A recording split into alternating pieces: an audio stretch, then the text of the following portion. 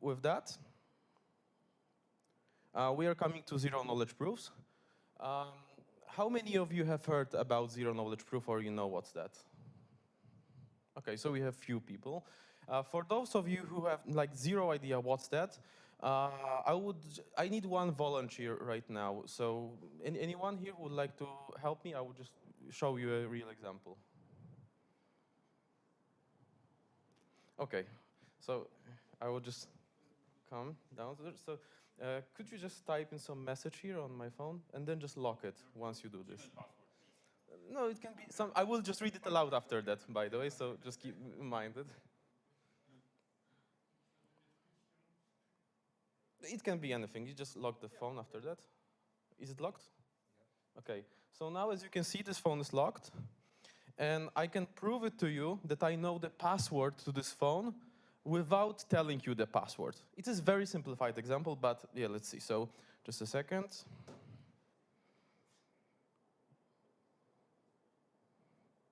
Just a silly message. Is it correct? Yeah. So do you, now I proved that, you know, I know. Well, we are shocked. Well, it was very easy, but this is more or less what's zero-knowledge proof. Let's say more detailed, let's say, example is here. It's one of the most popular explanations of what zero-knowledge proofs are. So, for example, let's say that you have two people, and you have some kind of two ways, and there's a door. So this door is locked with the code. And for example, let's say this is Alice and this is Bob, and Bob tells to Alice that he knows the, let's say, secret code to this door, but he doesn't want to reveal this information. So you want to prove something without revealing its content. And in this case, he can just enter from let's say, way B or A, and if he goes from the other side, we can know that probably he had to open the door. And we can just repeat this operation thousands of times. And at some point, probably you'll be convinced that he really knows the code without telling you the code. Another example, think about this platform where I was sending my IDs. Think what if we could, for example, prove our let's say, ID, verify, let's say, our ID cards, etc., without sending the actual cards. This could be another potential use case. So I think it doesn't sound that much complicated right now, or maybe, I don't know. But how it comes to, let's say, to developer experience. And that's why I also mentioned that I'm not an expert and anything like that. So my point of this talk today was to simplify it as much as possible, and also show you that you can build your own applications without any kind of, let's say, super knowledge about it. So when I tried to build some of the applications, let's say, on top of it, currently we have several solutions, or let's say frameworks or projects available on the market. However, there is really, let's say, heavy math behind it. And yeah, so just to show you how it more or less looks like right now. Also, you have to learn a specific programming language for that purpose, etc., etc. So the entry level is very, very high, and that's why probably we don't see much adoption at this point. And during, let's say, my research of looking for some kind of developer-friendly solution, I found this project called Risc 0, which, like it says, it really enables you to write any kind of code. Currently, as far as I know, you can only write programs in Rust, but eventually they are planning to support many languages, probably even TypeScript. So maybe in the future we'll see also this solution. You don't have to learn any kind of specific language, and it also abstracts away a lot of this heavy math from you. As well, it's also based on one of the most powerful, let's say, mathematical algorithm for creating those zero-knowledge proofs. And a few things how it works. So first of all, the ZK Risc is based on the ZK Risc-V devices. I don't know, have you ever heard of this, Risc-V? Is there anyone here who have heard of it? Okay, so we have one person. So for the rest of you, if you don't know, to simplify it as much as it's possible, think about some like small computers, something like Arduino or Raspberry Pi, something like that. Actually, it's not the best comparison, but let's say, for the sake of simplicity. And why are they using this virtual machine inside of it? So maybe if you remember Matthias talk from the previous meetup about Dockers and virtual machines. Actually, it's a bit related to that. So there are a few reasons why we are using virtual machine. Because when you write a program and you send it to this virtual machine, it is very important, the execution trace is very important, because based on all of, let's say, the instructions that happened inside of this code, we will then generate this zero-knowledge proof. And if we use the virtual machine, then our host architecture, for example, in my case, it can be this MacBook, maybe it could be this HP computer, whatever. It doesn't matter what's your host architecture, because in the end, we are just emulating, let's say, creating this virtual machine. Second thing is, of course, some kind of security, so you can just control, let's say, inputs and outputs of this program with your host computer. So how it works? On your computer, first of all, you write a program that will be compiled and sent to this virtual machine. So inside of this virtual machine, you will execute some kind of code. It can be anything you want. And then it will create the receipt with the results of all of the operations that happened inside of this virtual machine. And with this receipt, then you can get it back to your host computer, and actually it's signed with the zero-knowledge proof. Then you can just send it to someone else so you can verify it. Now let's move a bit more to details. So what is inside of this receipt? So inside of the receipt, you have the journal and seal. And journal is the, let's say, this public output of all of the, let's say, operations that happened in your code, inside of the virtual machine. While seal, let's imagine like there are thousands, maybe hundreds of thousands different, let's say, execution details, and this zero-knowledge proofs work like that. So they just check randomly different kind of points, and they should, let's say, they should be predefined, so we can only verify that actually you really executed the given code with the given inputs, let's say. And if you want to go even more further, I think it's not very visible, but okay. So for example, imagine that we have some code inside of the virtual machine, and it creates the binary file. And inside of this from this binary file, while executing this actually function, we create image ID. So the, let's say, kind of the signature of this binary code that was created, and execution trace, so all of the operations that happened inside of this virtual machine, and also the journal. So with this, we have both this cryptographic seal and journal, which I mentioned before. And soon I would like to show you kind of a little bit of live code. So it works like that. I will have to enlarge it probably a bit. So imagine that, first of all, we prepared this program on, let's say, we are here. And first of all, we have this logic. We just compiled the program. And now we have some kind of inputs, which we know as a local computer, because we firstly have to create this proof. So first of all, you just commit it to the local environment where this virtual machine code will be executed. Then you can run this prover, and it can read those values from the, let's say, outside. Then we can just calculate it. For example, let's say you want to prove that you know what's the two factors for, let's say, number 8. So it can be, for example, I don't know, 2 and 4. So for example, if you just multiply 2 and 4, you will have 8. But you don't want to tell anyone the inputs. You want to prove that you know what are the inputs to get that result.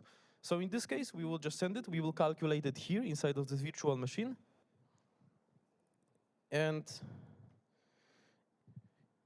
it will return us with this. If everything goes correctly, of course, we can verify it. And then we will get to the host machine once again, once the execution is finished, with the receipt. And after that, we can just serialize this receipt, send it to someone else over the network, or maybe just even with the hard drive, whatever. And then the other person can verify it easily, is it correct or not. So that's all about the theory. And now at the end of this presentation, I would like to show you how easy it is to create your own, let's say, zero-knowledge proof, this whole workflow. I'm not sure how am I going to do this microphone now, but let's see.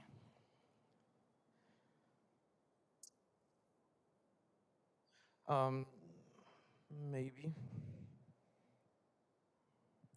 All right, so meanwhile, I have some template code prepared here, but Okay, just a second.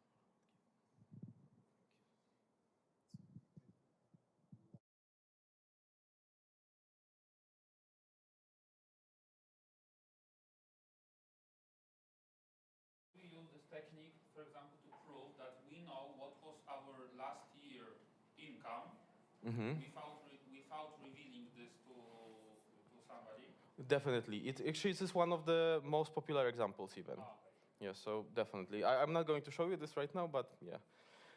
So yeah, let's think about probably most of you used some kind of code generators, like for example, create React app or this kind of things. Yeah, when you have like ready template and you can just start building your projects. So the same with Risc 0 actually. You can just execute command once you have of course Rust on your computer. It will be something like so cargo. Risc 0, new, and for example, name of the project. In this case, it's bus because I will try to create the most popular example of FizzBus. So with this, you will have the project like that. As you can see here, all of the files. And as you can see here, we have like two main folders. It is host.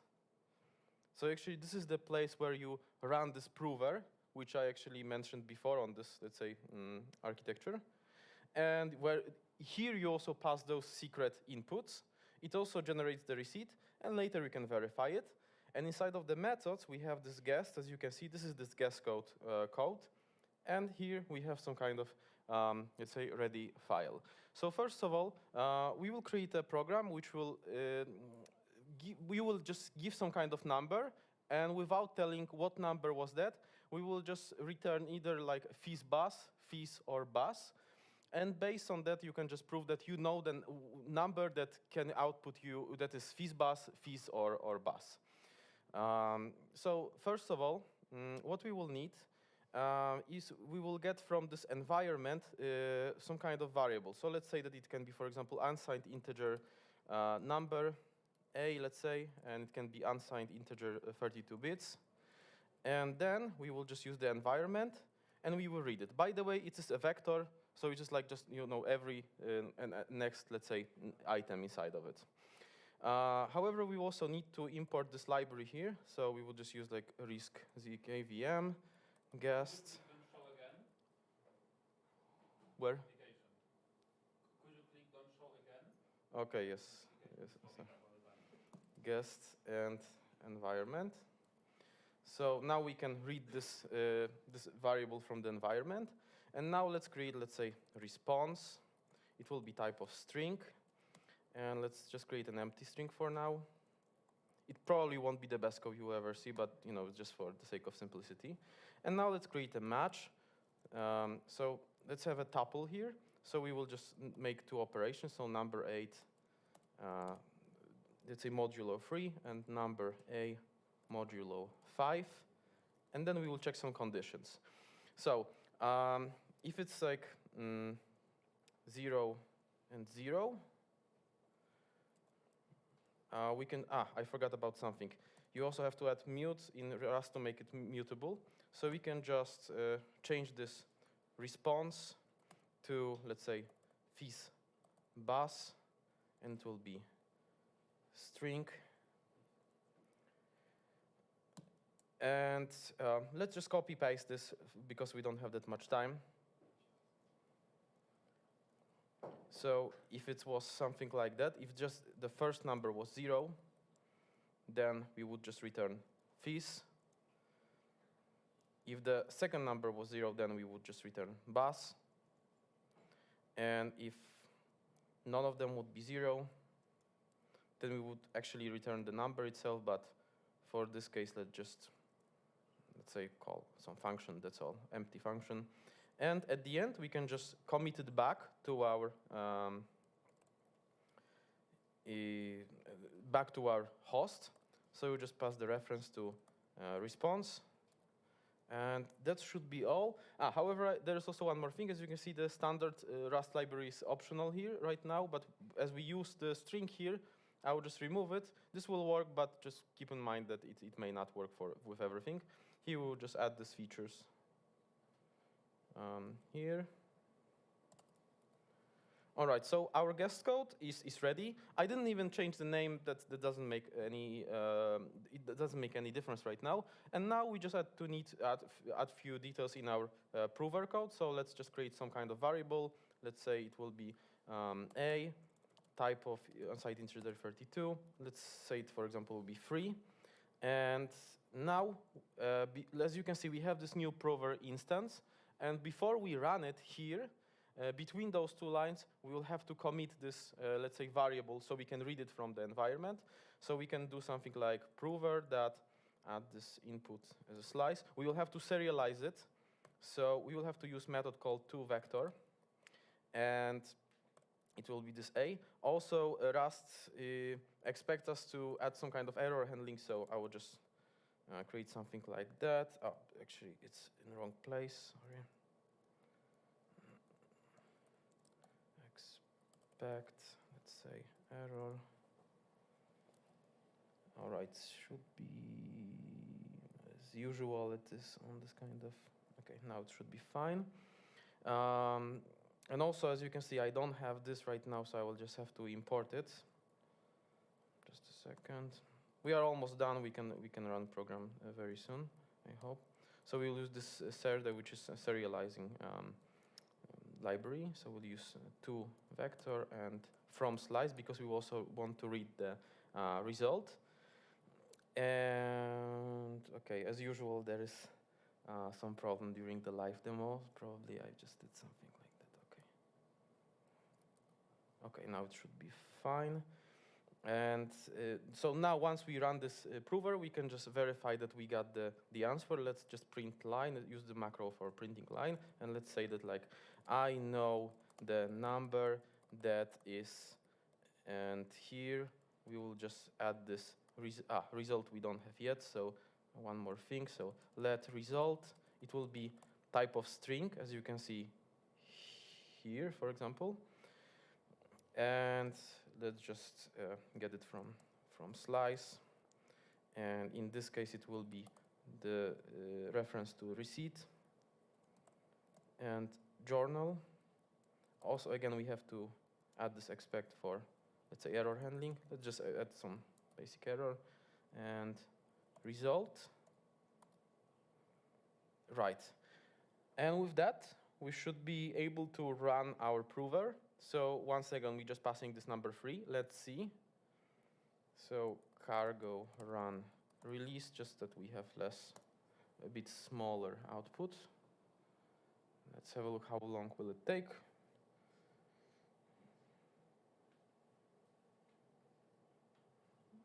It should be ready in a second. Let's see if everything goes correctly. If we don't have any kind of error, we should get the message very soon. Yeah, so as you can see, I know the number that is fees in this case. So yeah, this is how it works. So this is the whole workflow, how you can create. From now on, you can just add a lot of more details to this application. Just create you are only limited by your own imagination. Actually, for tonight, I had another example, but we don't have time probably, so I will not show it. But the only thing is, another thing was that, like, for example, using something more practical, something that you could already start using is, for example, hashing passwords. So as you know, currently, in most of the case, when you log in on some kind of website, you just send your password, which is then hashed on the backend, and we just compare those hashes. Are they correct or not? It's not done on a front end generally, because if, for example, you just send the hash itself, once there was some kind of hacker attack, and if you had like those same password in different kind of services, it's even more insecure. But imagine what if you could just send the proof instead of the password itself. So I will not explain the whole code, how it works, but it's still fairly simple, I believe. So what it does, it just takes some kind of input that you hash on your local machine, and you just create a proof. I also added the timestamp here so that you can add some kind of expiration time. And with that, you can just prove that you are let's say, the owner of the given account. Well, so that's all. My talk is already a bit too long. I hope that I just, let's say, inspired you to create your own applications. So that, thank you for your attention, and I hope that we'll see more adoption of zero-knowledge proofs. And yeah, if you have some kind of cool ideas about zero knowledge proofs, like for example, I don't know, maybe in the times when we have this ChatGPT free AI, etc., maybe this could be kind of technology that could, let's say, bring back some freedom to us. So thank you so much.